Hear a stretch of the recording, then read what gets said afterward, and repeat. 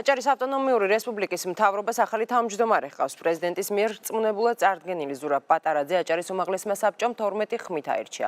ზურაბ პატარაძეს რიგ გარეშეს სხდომაზე deputatები დაახლოებით 3 საათის განმავლობაში უსმენდნენ. ახალი თავმჯდომარისთვის ნაციონალურ მოძრაობასა და დამოუკიდებელ დეპუტატ მედია ვასეცეს მხარი არ დაუჭერიათ.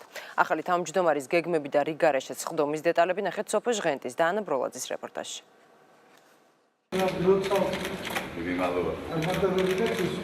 თითქმის 4 წლიანი მუშაობის შემდეგ აჭარის მთავრობის ყოფილმა თავმჯდომარემ არჩილ ხაბაძემ შემცვლელს კაბინეტი გადააბარა. პრეზიდენტის რწმუნებულად დანიშნულმა ზურაბ პატარაძემ დღეს უკვე აჭარის მთავრობის რიგით მეოთხე თავმჯდომარის სტატუსიც მოირგო.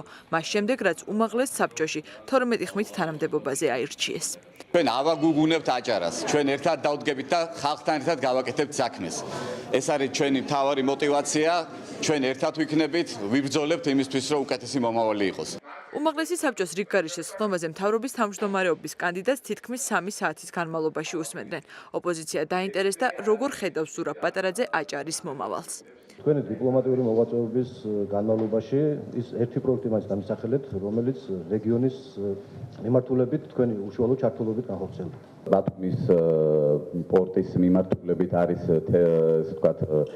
დამატებით ინვესტიციების შემოტანის თემა და ფაქტიურად დასრულების სტადიაშია ეს პროცედურები და დამატებით მალე გვექნება ამაზე ინფორმაცია. მე პირადად მივიღე მონაწილეობა ბორჯომი რიქსოსის პროექტის დასრულებაში.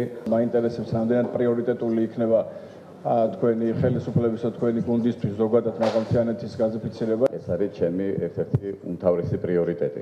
ადგილზე ჩვენ შევისწავლით ამ საკითხებს და მაქსიმუმს გავაკეთებთ, რომ ეს პრობლემა იყოს გადაჭრილი. მართალი გითხრათ, იმ პირველი პერიოდისთვის ძალიან მეცოდებით, რომელი საქმით უნდა დაიწყოთ, რა უნდა მოაგვაროთ, როცა ეს წლები არაფერი გაკეთებულა. აღდგომა და ხვალეო, მოვა. რამდენიმე თვე დარჩა, სულ რამოდენიმე თვე დარჩა და ნახავთ, რა იქნება და ყველგანი კარგად ნახავთ, რომ აქ ამ დარბაზში მეოთხედი ნაკლები დეპუტაცია იჯდება ერთი კონკრეტული პარტიიდან. თავისუფალი დემოკრატების გარდა ოპოზიციას თავმჯდომარის არჩევაში მონაწილეობა არ მიუღია. მათ სხდომა კენჭისყრამდე დატოვეს, თუმცა თავმჯდომარის დასამტკიცებლად საჭირო 12 ხმის მოგროვება პრობლემა არ გამხდარა. 14-ში დაუნიშნია რწმუნებულად, 15-ში წამოაყენა უკვე მისი კანდიდატურა მთავრობის თავმჯდომარის თანამდებობაზე, დღეს არის არჩეული. აბა გეკითხებით, 2 დღისთვის ეს აუცილებლობა რატო დადგა? იმიტომ დადგა, რომ უმრავლესობას არ ენდო 12 ხმას. აჭარის ავტონომიური რესპუბლიკის უმაღლესი საბჭოს 12-მა წევრმა ხმამიცა ადამიანს, რომელიც უკანონო თანამდებობას იჭერდა აჭარის რეგიონში. უკანონო თანამდებობის პირი აიყვანა მთავრობის ნაციონალურ მოძრაობას უნდა და რეგიონი დარჩენილიყო ხელისუფლების გარეშე, ნაციონალურ მოძრაობას უნდა და არჩევნებამდე ყოფილიყო მაქსიმალური კრიზისი, ეს იყო მათი პოლიტიკური დღესასრიგი. მე სულხან-ღლონტმა მივიღე გადაწყვეტილება იმის სასარგებლოდ, რომ რეგიონში არ იყოს კრიზისი. ვჩქარობთ, რომ სრულყოფილი მთავრობა ჩაუდგეს რაც შეიძლება სწრაფად აჭარას სათავეში და განახორციელოს ყველა ის საქმე და პროექტები, რასაც აკისრებს მას ამორჩევლის წინაშე ვალდებულებები. მთავრობის თავმჯდომარის არჩევის შემდეგ აჭარის უმაღლეს საბჭოში ხვალ უკვე მსჯელობა ზურაბ პატარაძის გუნდზე მოუწევთ.